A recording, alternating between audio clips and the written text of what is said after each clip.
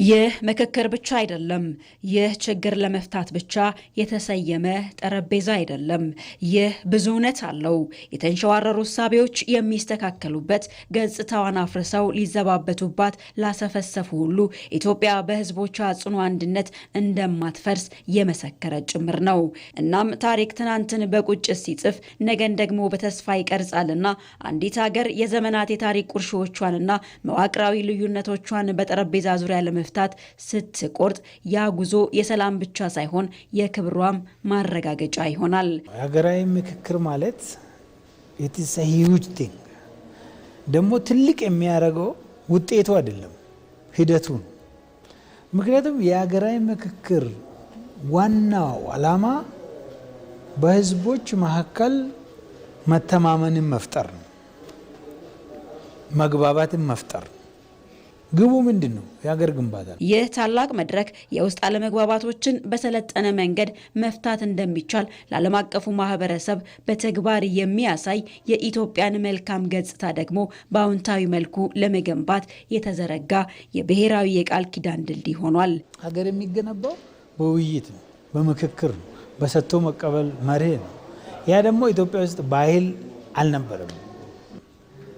ይሄ የሀገር ግንባታ የሚባለው ነገር በትክክል ኢትዮጵያ ውስጥ ለመጀመሪያ ጊዜ የተሞከረው አሁን ነው ብዬ ነው ማለት።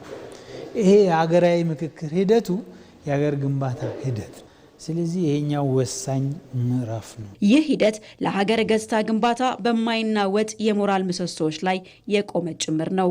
ይህም እውነተኛ ምስልን በማሳየት ዓለም አቀፉ ማህበረሰብ ለዓመታት የለመደውን የጦርነትና የስጋት ትርክት በአዲስ የታሪክ ምዕራፍ መተካት ነው። ኢትዮጵያውያን የቱንም ያህል ልዩነት ቢኖራቸው በሰለጠነ መንገድ የመነጋገርና የመደማመጥ አቅም እንዳላቸው ለዓለም አሳይተዋል።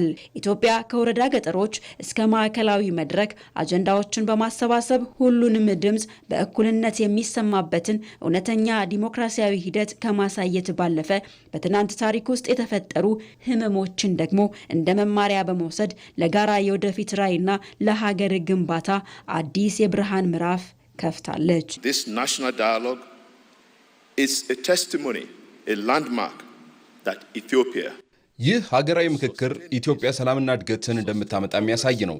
ምክክሩ የሀገራዊ ኃላፊነት መገለጫ እንዲሁም ኢትዮጵያ ሰላምን እንደምታዘልቅና ሰላማዊ መፍትሄዎችን ለማምጣትም መተማመኛ ነው። ብዝሃነትን የሚወክልም ጭምር ነው። It represents the diversity.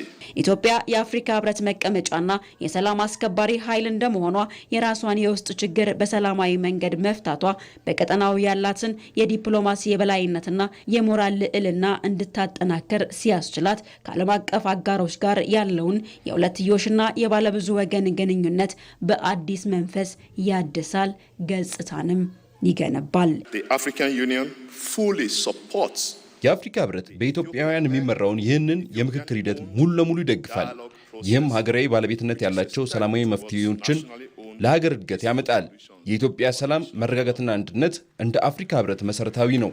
ምክንያቱም ለኢትዮጵያ ህዝብ ብቻ ሳይሆን ለቀጠናው ብሎም ለአህጉራችን ጠቀሜታው የጎላ ነው። ሰላምን ለማስረጽ ሀገራዊ መስማማትና ዘላቂ ሰላምን ለማምጣት ከእናንተ ጎን እንቆማለን።